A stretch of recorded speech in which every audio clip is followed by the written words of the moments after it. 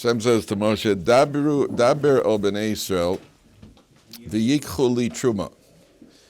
They shall take for me a donation. Me'es kol ish asher yidvenu libo tikchu es truvati. From every man whose heart so inclines him, you should take the truma. Now, the first thing here is that we are about to start. We're going into the building of the mishkan. We're going into the building of the mishkan. And you're going to find over here 5 parshas that describe the building of the mishkan, the tabernacle. And that begs a question, which is what? Begs a couple of questions. Anybody got an idea? That should beg a couple of questions. 5 parshas now, which for the most part are going to be talking about the mishkan, how it was built, the structure, the equipment, well, all the nuts and bolts of the mishkan, which is what? What's the first question that should come to mind? We don't even use it anymore. We don't have a mishkan anymore. Of all the things, you have some laws of the Torah, like certain laws of Shabbos, which is one sentence in the Torah, and then we get a whole tractate out of it, or a whole chapter out of it. You have certain laws of certain of the Nida laws, which is one short statement in the Torah, and from that there's a whole. Here you got 5 parshas that go into all the details of the Mishkan. Just every little detail, and at the end of the day, not only we don't use it anymore, we don't have it anymore. And at the time that it was built, there was only certain people who built it. Why is the Torah going into such elaborate detail of the Mishkan? Whereas the creation of the world was all of 31 psukim. How do you like that? The creation of the world, it means I'll get to you one second, with trillions of stars and with animals and sea creatures and everything you could possibly imagine. The whole thing is 31 psukim. And then you get to the Mishkan, and all of a sudden you got more, and that's going to tell you the hides and the materials and the gold and how they paint, how they made it. Why? What do you say? Probably like a deeper meaning behind it. Yes. There is a deeper meaning behind it. Yes, it is always a safe, good. It's always a safe, it's always a safe. You know, it's like, no, you're absolutely correct. It's like sometimes people say, why do we have to do so? What's it? Because Hashem said so. Invoke Hashem, you're always safe. My son was about 3 years old. A little Pitzel, my oldest son was about 3 years old, and he did something at the time. I just looked at him. I said, "Do you want to potch?" And he looked at me and goes, "You can't potch me." I said, "Why not?" He said, "Hashem doesn't let."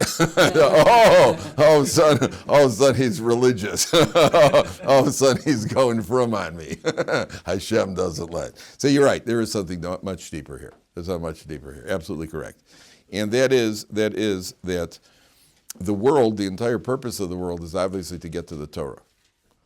I mean, the creation of the world is wonderful. It's a beautiful thing. And there are all sorts of animals in the world and all sorts of creatures in the world, the sea creatures. But what are they there for? The entire world, as we know it, the entire world exists for the sake of Torah. It's all for the sake of Torah. Where was the Mishkan is called the Mishkan HaEdus. They will see the Torah later on called the tabernacle, literally, of testimony. What is the testimony? What is the Edus? The Edus is the Torah. The Torah is the testimony. Torah is the bond between us and God. When you get married, you can give your wife a ksuba. The ksuba is the document that says what, Jeremy? Half is hers. Half is hers? No, all of it's hers. You're half right.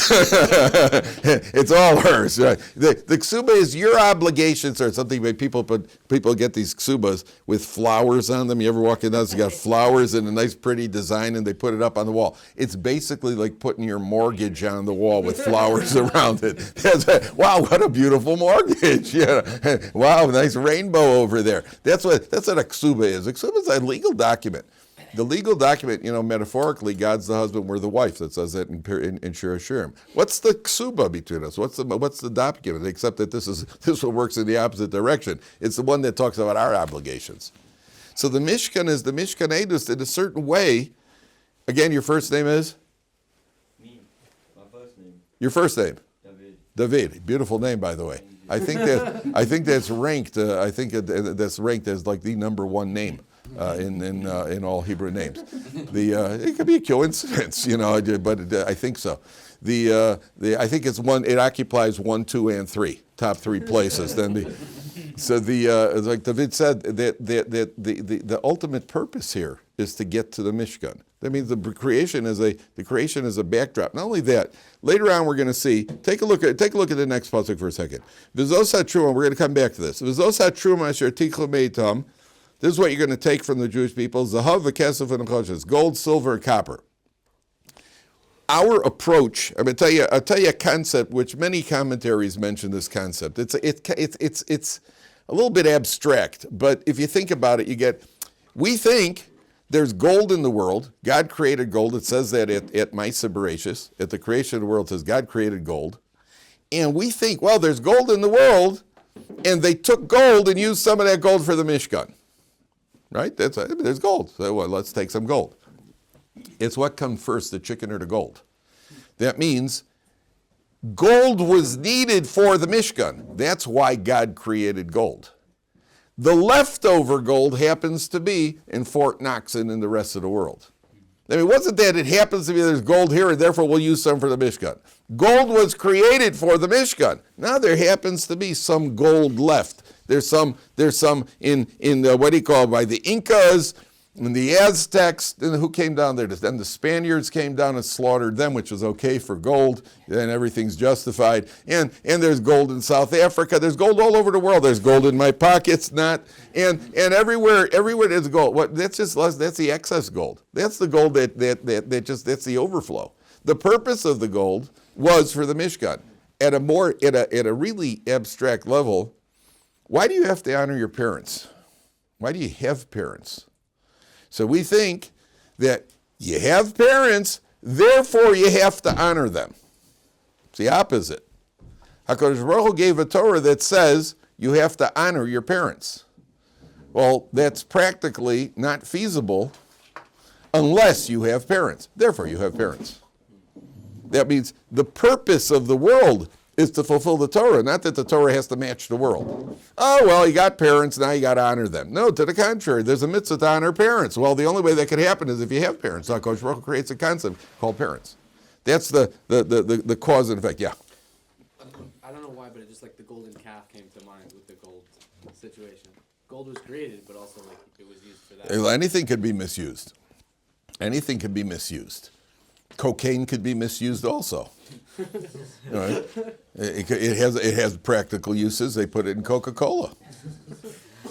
What are you laughing at? Coca-Cola had cocaine. I don't know if it still does, but it had Mirinda. By the way, Mirinda in Israel. Did you see the orange drink Mirinda? You ever see that? You know that Mirinda in Israel actually had PCP in it. It had PCP. It was my favorite drink. It had PCP in it, and it actually said on the label, Pei Yud, Samach Yud, Pei Yud, which spells PCP. And in the United States, the drink was illegal, and in Israel, they were selling Mirinda with PCP. And eventually, they took it. They stopped. So I'm protesting. I drink something else now. But they actually had PCP. No, sorry, I'm not kidding you. You're laughing. I'm not kidding you. They had PCP in it. They used to give meth to war vets. What's that? Yeah, they used to give meth to war vets in Korea. Meth to war vets. Like soldiers in Korea that were fighting. They gave the meth. Yeah. What's meth? Like methamphetamines. It's like a hard They gave it drug. to the Nazis too. Yeah, Right, the sounds Germans gave Yeah. it. You gave to what? They gave it to the Nazis also. It's like That's why they did coke. the It's like split Oh, screen. but what? It pumps you up. Oh yeah. Yeah, the soldiers. Okay, so I told you there. Maybe we should give it to guys in Ohr Somayach. Get you to shear on time. 11 o'clock math. If you're late, you don't get. If you're late, you don't get any. What's the problem? The point is, everything in the world has a positive use. Now, let's go back for a second. So the Mishkan, and look, at a deeper level, this is what David was saying earlier. At a deeper level, there is a concept of everything still existing. That means the spiritual Mishkan still exists. You know that when it says, if you read the korban, let's say you want to bring a sacrifice nowadays. You can't bring offerings, right? Can't bring a sacrifice. Let's say I accidentally messed up. I walked into a room on Shabbos. Oops, I flicked the light switch. Now, at the time of the Beis Hamikdash, you would have to bring a korban chatas. You'd have to bring a sin offering. Nowadays, we just go, never, okay, I'm just going to go sit down and eat some chalt. It's at a certain point, the person gets to the point where, wow, I really shouldn't be doing that. I'd like to atone for that. Okay, obviously, you could atone by just committing to learn the halachas better. And you could atone by giving a little bit of tzedakah. And you could atone just by feeling bad. All of that is an atonement. But let's say I want to do the absolute prescribed atonement for that sin of desecrating Shabbos. What's the prescribed atonement time to Beis Hamikdash? You bring a sin offering. You actually bring a korban to the Beis Hamikdash. You go marching up there with your sheep. There's a Kohen waiting for you. Light switch again, Sam. Or maybe, and he didn't just walk in and give him the sheep. He gave you a little bit of a muster schmooze. If it was important to you, you would have taped it down before Shabbos. If it was important to you, you would have taken a precaution. The coin was there to give you a little bit of mussar. Okay, so I want to atone. How do you atone for it? So you'd say, open the Torah, and in the siddur it's printed, the section of the korban of the chatas. And you could actually say that. And if you say it, the more you understand it, the Gemara says it's as if you've offered a chatas in the base. You brought an atonement in the base. You brought a korban. So we could do something which is it simulates the actual physical thing that should have been done. Well, if you study the section of the Mishkan here, by the way, the commentators that we're going to be learning next week, we're going to be reading Parsha Zohar, which talks about the mitzvah to annihilate Amalek. So that we can't do that nowadays, but if you study it and you read it in the Torah and you study it, then there's a certain connection to the actual mitzvah of annihilating Amalek. Similarly, if we study the building of the Mishkan, where the central factor, the central focus of the Mishkan is obviously the Torah, because the Aron Kodesh, which had the Torah and it goes into the Holy of Holies, so then it's if to a certain extent as if we've built the Mishkan, we've participated in the Mishkan, and we've certainly absorbed the spiritual rays that come down from whatever those spiritual rays are. By studying it, that we absorb that. That's what the Mefarshim say. Okay, now, take a look at that first pasuk again. And right off the bat, you should have a problem. Daber al bnei Yisrael v'yichuli truma. They should take for me a donation.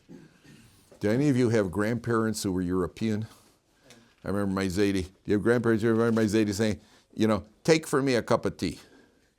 Take to me a cup of tea. It's often a translation from the Yiddish. They translated it like in Israel. They sometimes translate from the Hebrew to the English to the Hebrew, which certainly makes for some good entertainment because it doesn't translate straight. So, for example, they'd say, take to me an orange or take to me a banana, and in spoken English we say, bring me or give me a banana, not take to me a banana. Why does the Torah say, v'yichuli truma, they shall take for me a truma? Number one. Number two, why does this section, and then it's going to go through all of the various materials that had to be donated to the Beis Hamikdash. And number two, why does this Parsha follow the previous Parsha, where the Jewish people at Har Sinai, in the end of the previous Parsha, they say, Nasa v'nishma. We will do and we will listen. Which itself begs a question. Because what should the order be? Nasa v'nishma v'nasa. No. The Jewish people show their loyalty to God. Nasa will do it. V'nishma, then we'll try to understand it. But first there's the commitment. At a deeper level, Nasa is referring to the neshama before it came down. Our neshamas, before they came down, were accessing the Torah when the Torah existed in the spiritual realm. Nasa means that referring to what was happening up there. V'nishma means down here, we're going to connect up our physical existence to what our neshama already has accessed. That's Nasa v'nishma. But why does after Nasa v'nishma, which the plain meaning is the simple meaning that we'll do it, and then we'll try to understand it. But first, commitment. First is commitment. And then the Torah follows with this. Why? Why does the Torah follow with this? Take the yichuli truma. Why does that follow nasa v'nishma? Probably to emphasize the importance of it. It's to say give, perhaps could leave room to, do I really want to? Should I take? Take means like do it without any. That's nasa v'nishma. So why do they follow now with the building of the mishkan? That's doing. The answer is, what indicates truest commitment, gentlemen? We've mentioned this many times before. Action. Which action specifically? Reach, what? Giving money. That's right. That's the action of putting your hand in your wallet and taking something out and giving it to somebody else. That shows you're playing for keeps. Put your money where your religion is. That shows you're in it for keeps. So it's like the rabbi gets up in the shul. He says, ladies and gentlemen, I have some good news and some bad news. He says, we're going to be building, we have to build a new an extension to our shul. The good news is we already have the money. The bad news is it's in your pockets. So to give is not easy. Because this guy gets a call from the Jewish United Fund, calls up this lawyer, says, Goldstein, our records show that you're making upwards of $800,000 a year, and we haven't gotten a donation from you. So Goldstein says, do your records also show that my sister's a widow living alone raising 3 children? Do your records also show that my brother's a disabled Vietnam vet? Do your records also show that my mother's living on her own? And if they can't get a dime out of me, what makes you think you will?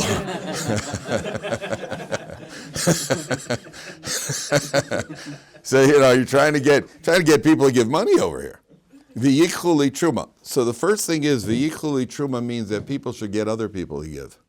V'yichu, part of the mitzvah of tzedakah is not only that you give, it's that you want other people to give as well. The Mishnah in Pirkei Avos says when it comes to tzedakah, there are different attitudes.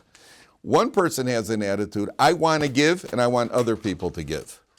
Others have an attitude, I want to give, I don't want anybody else to give. Some people say, I don't want to give, I do want everybody else to give.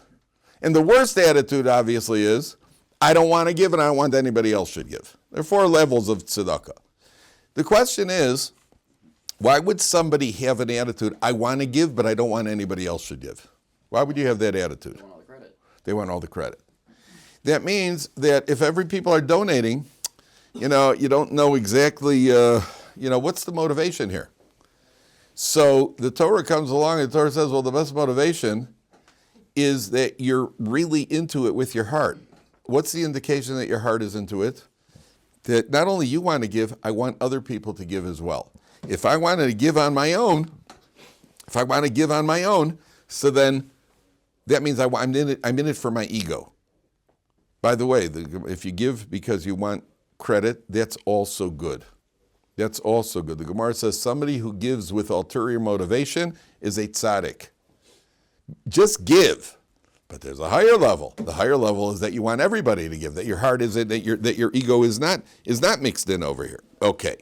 So now the Torah says, V'yichuli truma. They shall take for me a truma. Why that terminology? V'yichuli truma. They shall take for me a truma. Why that's strange? Why not they should give to me a truma? Obviously, what's the answer, obviously? We learned this in the Gemara and Kedushin. It's actually rooted in the Gemara and Kedushin. If a woman goes up to a prominent man and gives him money for the sake of him being mekadesh her, what's the halacha? If he's a prominent man, then the halacha is she could give him money as long as he says, you are mikudeshes to me through my receiving the money from you. Why? Because he's giving her the pleasure of him having received it, because he's a prominent individual. When you give to God, who's giving to whom? Sometimes in life, giving is very deceptive. I've seen this over and over. You know where you're going to find this? You have women, a woman calls up her friend to come for Shabbos. If God invites the family for Shabbos, she says, oh, what can I bring? What's her standard answer? Just bring yourselves. Oh no, maybe I could bring the gefilte fish. Maybe I could bring the fish. Maybe I could bring the dips. Maybe I could bring the liver. Most women don't want or need help in their own kitchen. To the contrary, I'm hosting. Women host. They would like the compliments. They're normal, they're human, and they're entitled to it. You don't want to share it with, and not only that, it implies I couldn't do it on my own. Especially when somebody brings something and the woman, the hostess's husband, is all gaga over that thing, over what the other lady writes. Oh, you got to get that recipe, Oh, he'll hear about it later, boy. Oh, he'll get the recipe, all right. He better find out the recipe for tuna fish because that's what he's going to be eating for a while. So now she says eventually, and what she does is she allows her to bring the chopped liver or something. Who's the real giver over here? Who's the real giver over here? The real giver is the one, and it's a very hard form of giving because nobody knows it. The only one who knows it about it is Hashem. It's a very hard form of giving. The real giver over here is the one who happens to be doing the act of taking. That's the real giver. The giver of the liver is not the giver. Right? The one who's receiving it is the one who is actually the giver, because she's allowing her to feel good about bringing it to the house. It's a very important concept in life. Sometimes allowing somebody, I remember when my oldest son was about 3 or 4 years old, and I had to go outside to build the sukkah. It was a hot day in Yerushalayim, and I was irritated, and I was trying to put 2 panels together. And my wife thought that it would be a good idea if he'd come out and help me. And so he came out with his plastic hammer, and he was helping me. And at a certain point, I asked him if maybe he wants to go in and help mommy in the kitchen. Because now, when he's helping daddy, who's really the giver over here? Daddy's the giver. I'm allowing him. He feels good about it. Sometimes in life, to allow people to feel good, that's the real act of giving. And it means you might be on the receiving end of something, but that becomes the act of giving. When you give to HaKadosh Baruch Hu, there's nothing we could give to God. How can you give anything to God? It all belongs to God. How can you give anything to God?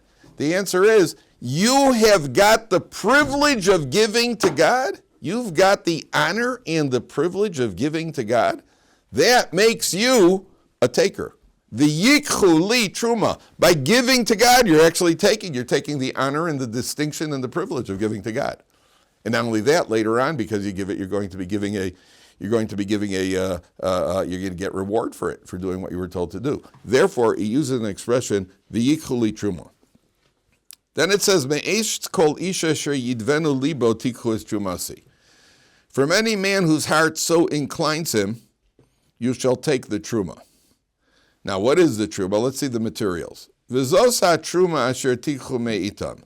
Zahav, v'chesef v'nechoshes. Gold, silver, copper. Utcheles v'argamon, different types of colored wools. V'tolas shoni. V'sheish v'izim. Tolas Shani is, how does he translate it? Tolas Shani, Vishesh, scarlet wool, linen, and goat hair. Right, scarlet wool. Tolas Shani is some sort of scarlet wool. Now, it's a very, very, apparently it's a very, very, very fancy, high-end type of material. What is it called, though? It's an interesting name. What's a tolas? What's a tolas? Tolas is a worm. Tolas is like a silk, like I guess what we call a silkworm nowadays. There's something called a silkworm. There's a tolas shani. So I saw one of the Farshim say, why, that's a funny name to call a piece of material. So apparently this material, when you wore it, you felt pretty good about yourself. You felt pretty good about, it's some fancy threads. And so what are you supposed to keep in mind? That it comes from a worm, or that we come from, ultimately we're going to end up as worm. Don't let it go to your head. That's the idea. I told you, there's this guy gives his wife a mink. A mink coat, and the wife just goes, "Wow, I mean, how could such a beautiful mink come from such a low sneaking creature?" My husband says, "Listen, I don't ask for thanks, but you don't have to insult me." Ding,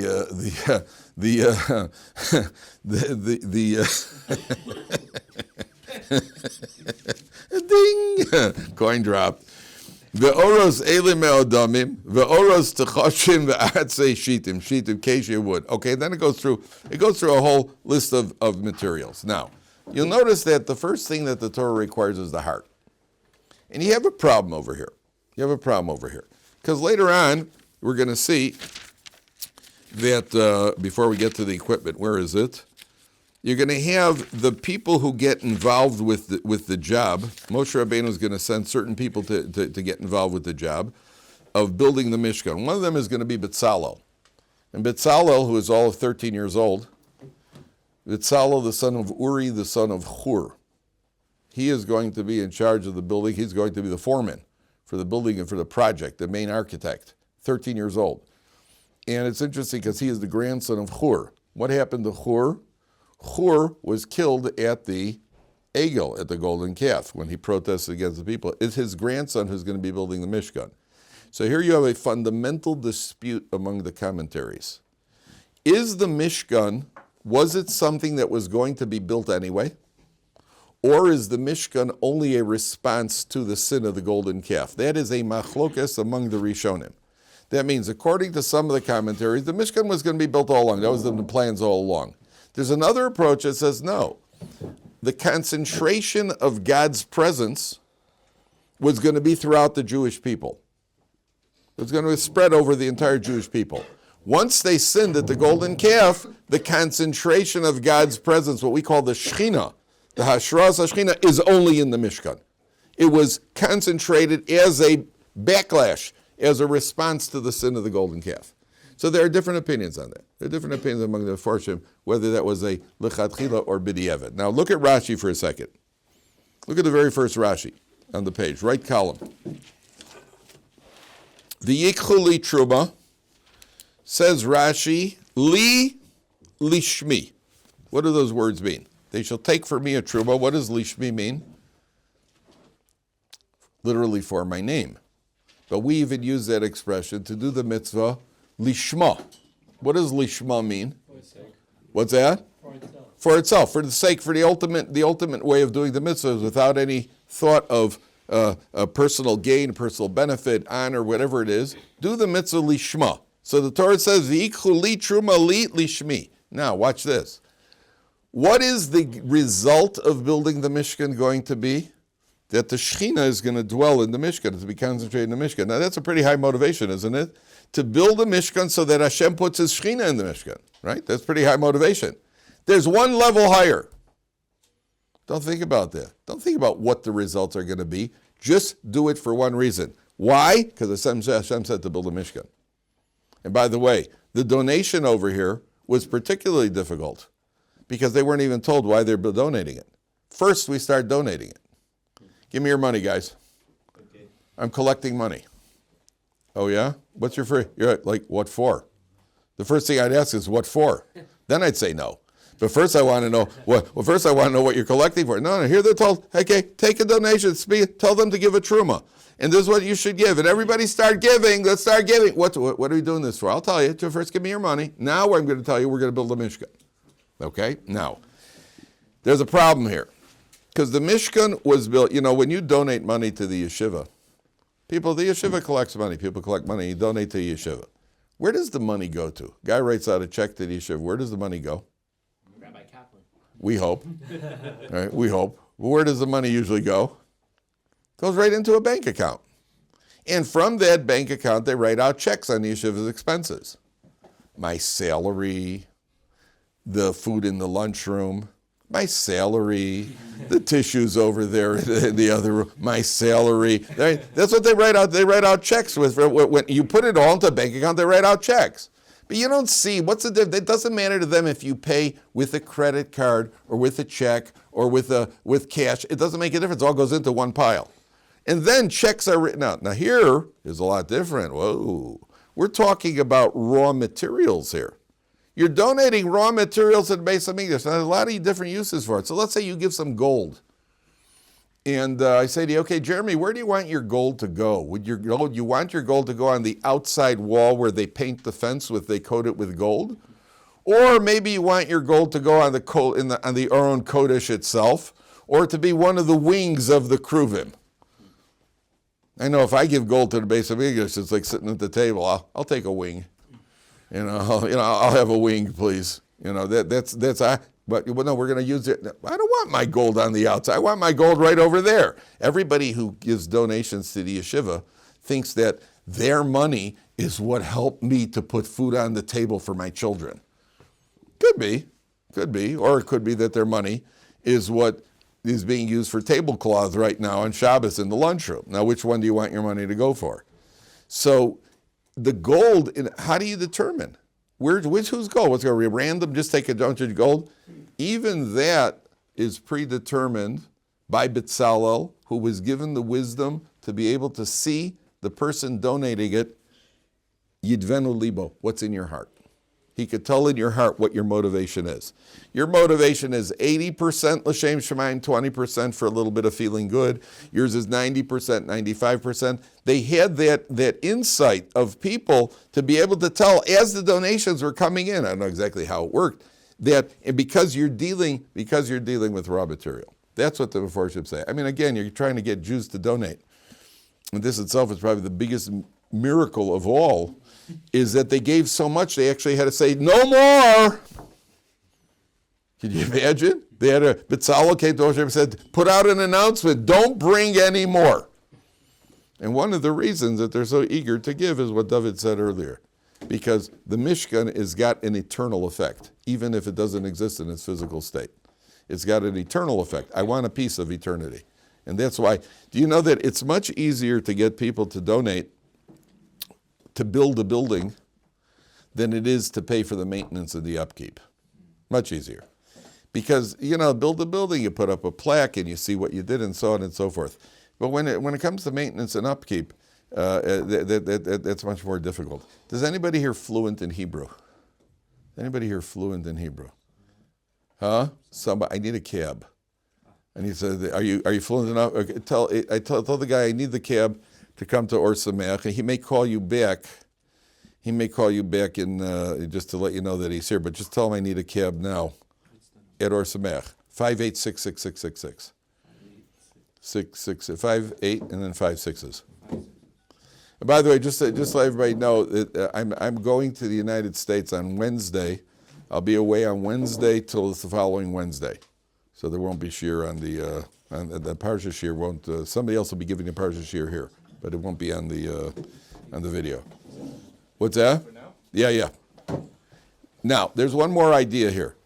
There's one more idea. Tell them a Mercedes, please. There's one more. There's one more idea. I like them. There's one more idea, which is the medrash on this pasuk. The medrash goes off sometimes on a springboard. The medrash says on the first pasuk, "V'yichlu li truma."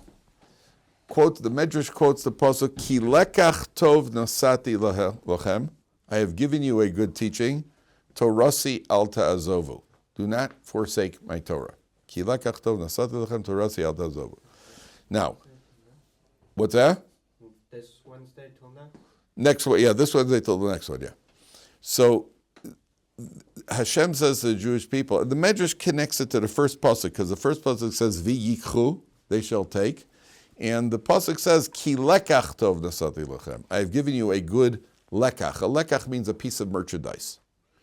And the Medrash speaks at this, the Medrash goes into the best merchandise in the world is what? Torah. Torah is the best merchandise in the world. There is no merchandise like Torah. So tomorrow, Mirz Hashem, we'll talk about what the Torah is and why the Torah is called the best merchandise. But again, I'm not going to be here. Somebody will be giving a shir. Somebody else will be giving a shir for the week. I'm going to Chicago. What do you say, Mike?